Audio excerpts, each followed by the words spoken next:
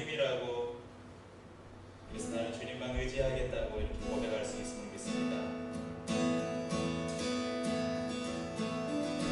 하늘 위에 주님 밖에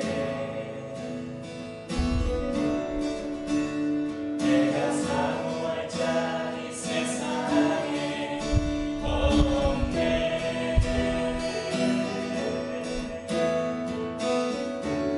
내 맘과 힘을 믿을 수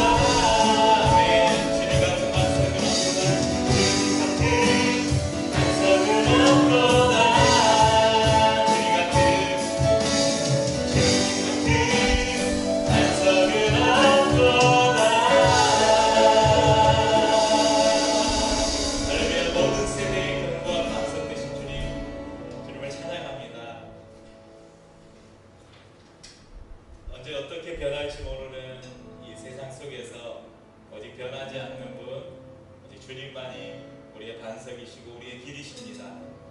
우리 그분을 따라 한 걸음 한 걸음 여러분 걸어갈 때 주님께서 우리를 위하시면 어떤 계획도 우리를 대적할 수 없을 것입니다. 주님을 믿는 믿음으로 우리 걸어가십시다.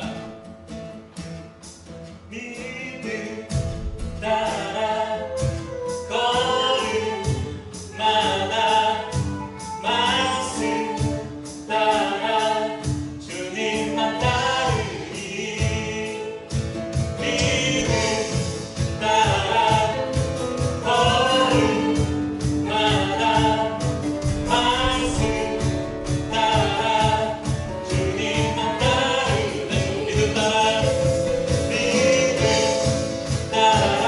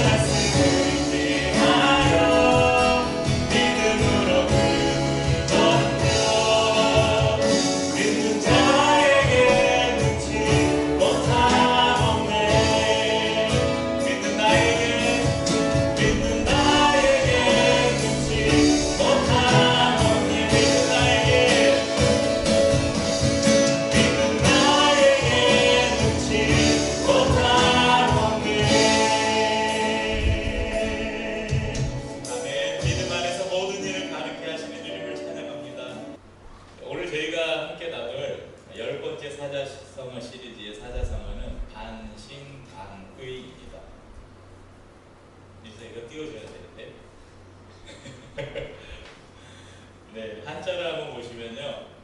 네, 반반할 때 반, 믿으실, 반, 의심할.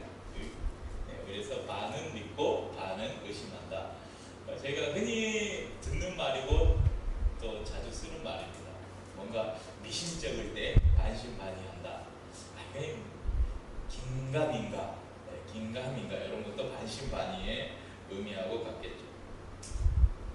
실제로 우리가 살아가면서 반신반의하는 일들이 참 많습니다.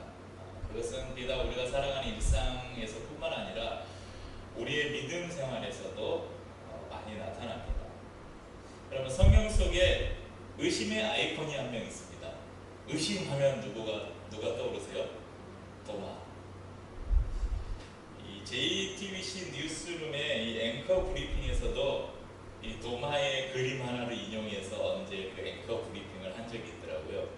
이 여사 또 그림 봐야 되는데 16세기의 이탈리아 화가 카라바조의 의심하는 도마라는 그림입니다. 아마 이제 이것을 가지고 앵커 브리핑에서 그 합리적인 의심과 맹목적으로 믿는 맹신 이것을 이야기하면서 우리가 어떤 그 잘못된 정보들을 맹신하기보다 항상 합리적인 의심을 가지고 그것을 좀 살펴봐라 뭐 그런 의도로 앵커 브리핑을 한 적이 있는데 이 안에 화면에 자료 화면으로 나오는 이 그림이 의심하는 도마라는 그림입니다. 그 의심에 대한 주제에 빠짐없이 등장하는 이 도마. 그러니까 도마가 12사도 중에 한 명이잖아요. 이 사도 도마의 입장에서 보면 굉장히 억울할 것 같아요. 내가 그렇게 뭘 잘못했는데 왜 나를 의심하는 사람으로만 이야기하느냐. 이 마태복음 10장에 보면 예수님께서 12사도를 세우시는 장면에 도마가 등장해요. 그런데 이 도마가 그 뒤에 사건에는 별로 등장을 하지 않아요. 도마의 이름이.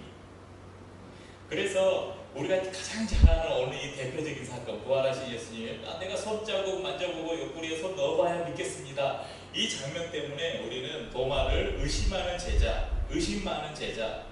그래서 찬양 가사 중에 의심 많은 도마처럼 물었네 내가 주를 처음 만난 날.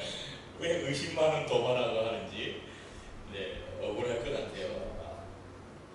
그런데 도마가 단지 의심만 많은 제자였을까요? 도마의 이름이 등장하는 요한복음의 장면이 하나 있는데요. 요한복음 11장에 보면 나사로가 병이 들어 죽었잖아요. 그 소식을 예수님께서 듣고 이제 예루살렘 예루살렘 근처에 있는 베다니에 나사로가 살았는데 나사로가 잠들었다. 그래서 내가 그를 깨우러 가야 되겠다. 그러니까 나사로가 죽었는데 죽은 나사로를 살리러 예수님께서 가셔야 되겠다. 근데 그때 바로 그 직전에 11장 8절에 보면 제자들이 이렇게 이야기해요. 라비여 방금도 유대인들이 돌로 치려 하였는데 또 그리로 가시려 하나이까. 그러니까 또 베다니에 가면 예루살렘 근처니까 유대인들이 많이 살던 지역이니까 거기 가면 또 예수님이 어떤 공면을 당할지 모르는데 또 거기로 가시려고 하니까 그럴 때 11장 16절 요한복음 11장 16절에 디두모라고도 하는 도마가 다른 제자들에게 말하되 우리도 주와 함께 죽으러 가자 하니라. 이건 잘 몰라요. 이 성경 구절은. 그러니까 다른 제자들이 예수님께서 베다니로 가려고 하니까 그거에 가면 또 거기 가면 어떤 봉변을 당할지 모르니까 예수님 가지 맙시다. 그러니까 이 도마가 제자들에게 야 우리도 주와 함께 죽으러 가자 그렇게 이야기했다는 것이죠. 이 한마디를 보면 도마가 단지 의심만 많은 제자가 아니었음을 알 수 있습니다. 그는 의지가 강하고 헌신적이었던 제자였습니다. 그럼 그가 왜 의심의 아이콘이 되었는가? 바로 오늘 나오는 본문의 사건 때문입니다. 요한복음 20장에는 부활하신 예수님께서 나타나시는 장면이 나오는데요. 제일 먼저 무덤에 찾아갔던 막달라 마리아를 예수님이 만나셔요. 그리고 그 장면이 20장 11절부터 나오고요. 그리고 19절에 보면 제자들이 모여있는 곳에 예수님이 또 나타나셔요. 보면 19절에 보면 이날 곧 안식 후 첫날 저녁 때에 제자들이 유대인들을 두려워하여 모인 곳을 문을 닫았더니 문을 다 닫아놨는데 예수님께서 그 문을 그냥 통과해서 들어오셨어요. 그리고 그들에게 손과 옆구리를 보이시면서 내가 부활하신 예수님을 증명하시면서 너희에게 평강이 있을지어다 샬롬을 전하셨죠. 그리고 숨을 내쉬면서 성령을 받으라. 이런 예수님과의 제자들이 만남을 가졌어요. 그런데 문제는 그 자리에 도마가 없었다는 거예요. 왜 도마가 없었을까? 이제 상상력을 우리가 성경 안에 기록되지 않은, 성경이 알려주지 않는 부분들은 성경의 그 다른 내용들과 충돌되지 않는 범위 안에서 우리가 상상력을 좀 가질 필요가 있어요. 여러분, 그리고 요한복음 11장 16절에서 도마가 그랬잖아요. 야, 우리도 주와 함께 죽으러 가자. 그러니까 죽음을 각오한 제자였어요. 그런데 예수님께서 십자가에서 허무하게 돌아가신 거예요. 그러니까 어떤 것에 대한 기대와 의지가 강한 사람들이 그것이 무너질 때 그런 절망감과 좌절도 크죠. 아마 그래서 도마는 다시 자기의 일상으로 돌아가지 않았을까. 그래서 지금 제자들이 모여있는 곳에 도마가 아마 없지 않았을까, 그렇게 생각해 볼 수 있습니다. 그런데 다른 제자들이 예수님을 만난 이후에 도마를 찾아가서 이야기해줘요. 야, 우리가 예수님을 만났다. 우리가 주님을 만났다. 도마가 믿지 못하는 거예요. 25절에 그래서 도마가 이야기하죠. 나는 그의 손에 못자국을 보고 내 손가락을 그 못자국에 넣어보고 내 손을 그 옆구리에 넣어보지 않고는 나는 믿지 아니하겠노라. 믿지 아니하면 믿을 수가 없다. 야, 내 눈으로 보기 전에는 믿지 못하겠다. 그렇게 이야기합니다. 도마의 이런 행동 때문에 우리가 도마를 의심하는 인물로 생각합니다. 하지만 여러분, 도마만 그럴까요? 여러분이 이 상황에서 도마였다면 과연 제자들이 전해주었던 예수님의 부활 소리를 듣고, 야, 정말 주님께서 부활하셨겠구나, 정말 부활하셨구나, 약속대로 부활하셨구나, 이렇게 믿을 수 있었을까요? 그렇지 못했을 것입니다. 마태복음 28장에도 보면요, 그때까지 예수님이 부활하셔 승천하신 그때까지 예수님의 부활을 믿지 않는 사람들도 있었다고 나와요. 뉴스룸에서 아까 그 앵커 브리핑에서 의심하는 도마라는 그림을 인용하면서 옳고 그름을 판단하지 않고 믿는 맹심보다 합리적 의심을 가지라는 이야기를 하는데요. 예전에 교회 안에서 흔히 듣던 말이 있었어요. 야, 무조건 믿어. 그냥 믿어. 덮어놓고 믿어. 믿음을 이야기하면서, 야, 믿음은 그냥 무조건 믿는 거야, 이렇게 이야기했죠. 그래서 목사님이 이야기하면 그냥 믿어. 아멘해. 교회에서 소위 믿음 좋다는 사람들이 무슨 이야기를 하면, 아니면 유명한 설교자나 부흥사가 무슨 이야기하면, 야, 그냥 믿어. 그냥 아멘해. 예언의 은사를 가진 사람이 예언을 하면 그게 진짜 그리 될 거라고 믿으라고, 무조건 믿으라고, 그리고 무조건 믿는 것이 좋은 믿음인 것처럼 이야기하던 시절이 있었습니다. 그래서 그런 신앙이 좋은 신앙인 줄 알았어요. 무조건 아멘하는 믿음이 좋은 믿음인 줄 알았습니다. 그런데 이런 맹목적인 신앙이 수많은 부작용들을 낳았습니다. 그리고 지금 시대 한국교회에서 나타나는 수많은 이 문제들은 바로 이 무조건적인 믿음, 이것으로 말미암은 결과라고 볼 수 있습니다. 여러분, 우리는 덮어놓고 믿으면 안 돼요. 우리는 덮어놓고 믿으면 안 되고, 이렇게 덮고 믿으면 안 되고, 성경을 펼쳐서 믿어야 돼요. 펼쳐놓고 믿으셔야 됩니다. 이거 덮으면 안 돼요. 아, 이 이야기 모르세요? 여러분, 우리는 성경을 펼쳐놓고 의심이 갈 때마다 질문하고 답을 찾아가는 과정이 필요하다는 것입니다. 의심이 생기는데도 맹목적으로 믿는 사람들의 결국은 불신앙으로 이어질 가능성이 굉장히 커요. 하지만 의심이 들 때마다 묻고 기도하고 답을 찾아가는 사람들은 견고한 믿음으로 이어짐을 알 수 있습니다. 여러분, 신앙생활을 하다가 믿음을 버린 사람들이 많이 있습니다. 여러분 주위에도 교회 다니다가 안 다니는 사람들 굉장히 많죠. 또한 우리도 그런 사람들이 될 수 있습니다. 그런데 그런 사람들의 대다수가 이런 도마와 같이, 야, 내가 예수님 못자국 만져보고 예수님 한번 봐야 믿어보겠다. 그런데 저는 그런 의심조차도 가져보지 않았던 사람일 것 같아요. 여러분 주위에서, 야, 진짜 하나님이 계시냐? 성경 안에 기록된 많은 그 놀라운 이적과 기사들이 진짜냐? 예수님이 나를 위해서 십자가에 죽었다는 사실이 진짜냐? 나는 믿어지지 않는데? 이런 사람들이, 그런 사람들에게 한번 물어보세요. 야, 너 성경 몇 번이나 읽어봤어? 성경이 처음부터 끝까지 성경 몇 번이나 읽어봤어? 아니면 어느 코스에서 성경에 대해서 깊이 있게 한번 공부해 본 적이 있어? 물어보면 아마 10중 8구는 없을 거예요. 그러니까 대다수의 복음에 대해서 자기가 가진 믿음에 대해서 의심하는 사람들은 그냥 의심을 하고 끝나버려요. 아, 의심하고 이건 아니네? 의심이 생기면 답을 찾아가야 돼요. 왜 이게 이렇게 하나님은 말씀하시지? 이게 진짜일까? 그러면 이것이 성경 안에서 어떻게 증명이 되고 있는지를 찾아가야 돼요.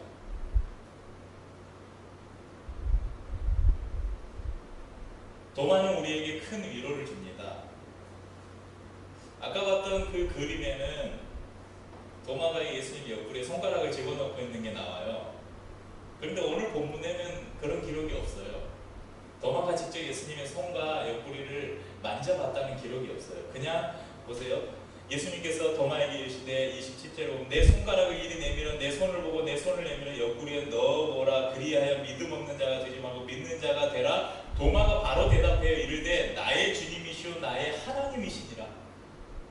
도마가 손가락을 넣어보고 나의 주님이시오 나의 하나님이시라라고 기록하지 않았어요. 도마는 손가락을 넣어보지 않았을 거예요. 이 장면을 이렇게 추론을 해보면 예수님이 이 말씀을 듣고 아니 이 말씀을 듣기 전에 그냥 예수님이 그들 가운데 나타난 자체를 보고 도마는 그가 바로 예수 그리스도라는 것을 알았죠. 그리고 나의 주님이시고 나의 하나님이라고 자신의 신앙을 고백합니다. 여러분 전승에 따르면 도마는 성령 충만함을 받고 인도에서 복음을 전하다가 순교를 했다고 전해집니다. 그리고 지금도 인도의 남부 지역에 사는 사람들은 인도에 가면 그 성 토마스 교회가 있어요. 그 교회가 도마로부터 복음을 전해받고 세워진 교회라고 이야기합니다. 여러분 그 성경 일반 그 서구권의 이름 중에 토마스 많잖아요. 장난감에도 토마스 기차도 있잖아요. 토마스가 도마예요. 도마의 영어식 이름이 토마스예요. 그리고 도마가 부끄러운 제자라면 많은 사람들이 일반 사람들이 조, 요한, 또 매튜, 마태 이런 성경 사도들의 이름 많이 영어 이름으로 쓰잖아요. 가룟 유다 쓰는 사람들은 없을 거예요. 그래요. 여러분 도마가 부끄러운 제자이고 부끄러운 사람이라면 사도였다면 사람들이 도마라는 이름을 토마스라는 이름을 자기 이름에 쓰겠어요.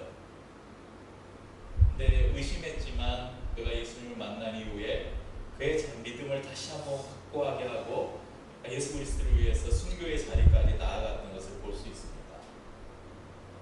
오늘 본문에 예수님은 우리에게 중요한 말씀 한 가지를 더 해주시는데요. 29절 같이 읽어볼까요? 29절 예수께서 이르시되 20장 29절 예수께서 이르시되 너는 나를 본고로 믿느냐 보지 못하고 믿는 자들은 복되도다 하시니라. 아멘. 여러분 도마는 부활하신 예수님을 눈으로 보고야 믿었습니다. 하지만 예수님은 말씀하셔요. 보지 못하고 믿는 자들이 복되도다. 그런 면에서 여러분 우리는 도마보다 복된 존재들임은 분명합니다. 예수님이 왜 이 말씀을 하셨냐면 예수님께서 이제 부활하시고 이제 육체로는 더 이상 사람들에게 나타날 수가 없잖아요. 이제 승천하셔서 하나님 보좌 우편에 계시니까 오늘도 우리 안에 성령을 통해서 우리 안에 내주하시지만 우리가 볼 수 있고 만질 수 있는 존재로 예수님은 나타나지 않으셔요. 이제 예수님이 말씀하시는 거예요. 너희는 보는 것으로 믿었지만 이것은 오히려 더 작은 믿음이라는 거예요. 진짜 큰 믿음은 무엇이냐? 보지 않고 믿는 믿음. 사도들이 전한 복음을 듣고 주께서 기록하신 성경을 말씀을 통해서 예수 그리스도의 살아계심을 믿고 인정하는 그 믿음이 눈으로 보고 만져서 믿는 믿음보다 더 큰 믿음이라고 예수님께서는 말씀하시는 것이죠. 베드로 사도는 본도와 갈라디아와 갑바도기아 아시아와 비두니아에 흩어진 나그네들에게 편지하면서 베드로전서 1장 8절에 이렇게 기록합니다. 예수를 너희가 보지 못하였으나 사랑하는도다. 이제도 보지 못하나 믿고 말할 수 없는 영광스러운 즐거움으로 기뻐하니. 그러니까 아시아의 소아시아의 수많은 교회들이 예수님을 보지 못했어요. 한참 지난 후니까. 그런데 예수를 너희가 보지 못하였으나 사랑하는 거다. 사랑하는 믿으니까 사랑하는 거죠. 이제도 보지 못하나 믿고 말할 수 없는 영광스러운 즐거움으로 기뻐한다. 예수를 믿는 믿음이 그들에게 영광스럽고 기쁨이 된다고 베드로전서 1장 8절에서 베드로 사도가 그 소아시아의 교회의 성도들을 그렇게 격려하고 있는 것을 볼 수 있습니다. 믿음은 체험만으로 얻어지는 것은 아닙니다. 우리 중에도 부활하신 예수님이 눈앞에 나타나기만 하면 믿을 수 있겠다. 여러분들 그런 사람들이 있겠잖아요. 야, 어떻게 예수님이 부활하셨어? 내 눈앞에 나타나면 내가 손으로 만져보고 내가 직접 보면 믿겠어. 야, 죽은 사람이 한번 살아나면 내가 믿겠어. 요즘에 너무 더운데 우리가 기도했는데 갑자기 내일 날씨가 20도로 툭 떨어지면 그러면 믿겠어.